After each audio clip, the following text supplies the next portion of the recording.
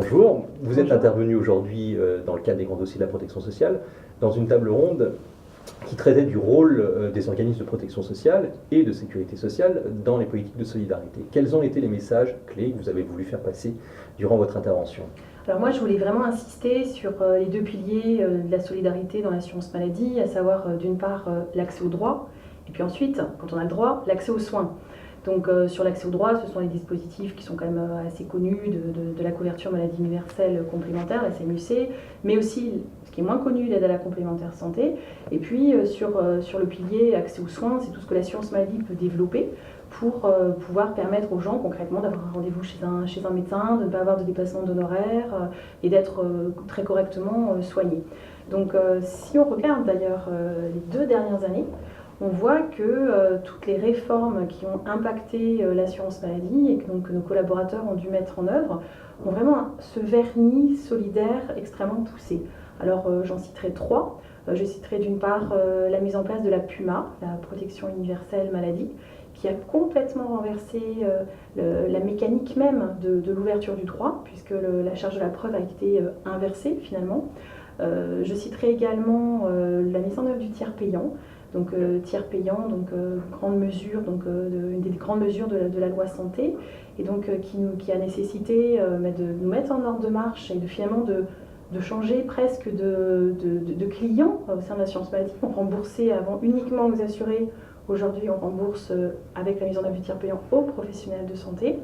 Et puis ce qui nous a beaucoup occupé et qui continue de nous occuper, à savoir la mise en place de la nouvelle convention médicale, avec notamment le dispositif appelé l'OPTAM, qui vise à davantage encadrer les dépassements d'honoraires des médecins et de certaines spécialités médicales. Voilà, donc moi cet après-midi, j'ai vraiment voulu insister sur ces deux piliers.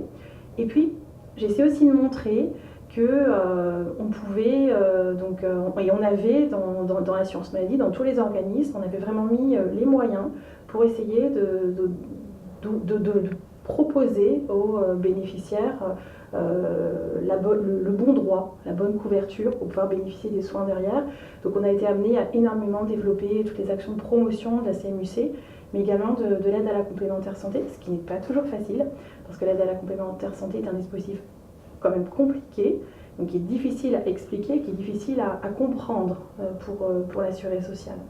Donc on a mis en place toutes ces actions, et chaque caisse primaire finalement en fonction de son territoire et de ses publics, a mis en place des actions qui vont bien, vraiment adaptées au local. Mais en plus de ça, dans certains territoires, moi je voulais vraiment montrer, donc c'est le cas dans le département de la Marne, qu'on pouvait aussi être innovant et proposer des dispositifs totalement adaptés au territoire et aux besoins des populations. Donc j'ai exposé un partenariat qu'on a mis en place avec une association qui s'appelle la Maraude citoyenne rémoise, qui vise à travailler sur le public des SDF. Parce que quand on regardait un petit peu nos assurés sociaux bénéficiaires de la CMU, on dit tiens, finalement on n'avait pas les personnes en extrême précarité. Donc on savait qu'on avait à progresser sur ce segment-là et sur le segment des retraités. Donc sur ces deux segments-là, on essaie de trouver d'autres types d'actions. Et sur les sans domicile fixe, nous avons décidé de sortir des murs. C'est-à-dire qu'il y a des conseillers de l'assurance maladie qui vont le soir de 19h30 à 21h30 en plein air devant la gare de Reims pour rencontrer des SDF qui en même temps bénéficient d'une distribution alimentaire par cette association. Et donc on récolte le maximum d'informations sur les situations de ces sans domicile fixe et on leur donne un rendez-vous le lendemain. Et entre-temps, nous on a préparé tout le dossier. Donc concrètement, comme on a tous les éléments, la personne vient le lendemain en rendez-vous et on peut lui ouvrir en direct sa CMU. Et derrière, il peut engager un parcours de soins immédiat. Donc l'intérêt de l'après-midi, c'était vraiment de lier la thématique aussi de l'innovation avec celle des territoires. Et on peut voir qu'on peut faire des choses intéressantes. Il y a un très joli exemple qui est ce qui a été mis en place par la CPM du Gard avec FIDAS, qui est un dispositif de lutte très organisé contre le renoncement. Ce dispositif c'est une expérimentation locale qui a été généralisée après sur l'ensemble de la France, donc étape par étape. Voilà. Il y a eu un dernier temps cet après-midi où on nous a proposé d'avoir une baguette magique pour essayer si on était aux manettes, qu'est-ce qu'on voudrait changer finalement. Et on a tous été d'accord, donc qu'on soit de la branche famille ou de la branche assurance maladie, on était tous d'accord pour dire que, il fallait vraiment simplifier tout ça. On était sur des formulaires trop compliqués, des dispositifs trop compliqués. C'est le premier message clé. 2, qu'on avait une marge de progrès, vraiment sur la transversalité, sur la façon dont on pourrait mieux travailler ensemble, notamment entre les CAF et les CPAM. Et avec l'exemple assez net des échanges de données, dans lesquels là on peut faire vraiment mieux, on peut vraiment faire mieux.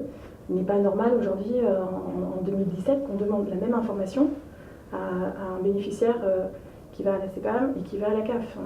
On peut vraiment développer cette marge, développer une marge de progrès. Et puis, on était également d'accord sur le fait qu'on avait quand même des possibilités financières à droite à gauche. On avait des possibilités d'actionner un certain nombre de fonds, mais encore fallait-il tous coordonner et puis finalement trouver la solution qui va bien avec le territoire et puis qui rentre bien dans les différentes cases administratives. Donc si on avait un troisième vœu à exaucer, c'était d'avoir peut-être un petit peu plus de souplesse sur tous ces fonds en fait, pour pouvoir vraiment faire de la couture et du sur-mesure au bénéfice des plus fragiles et des plus précaires.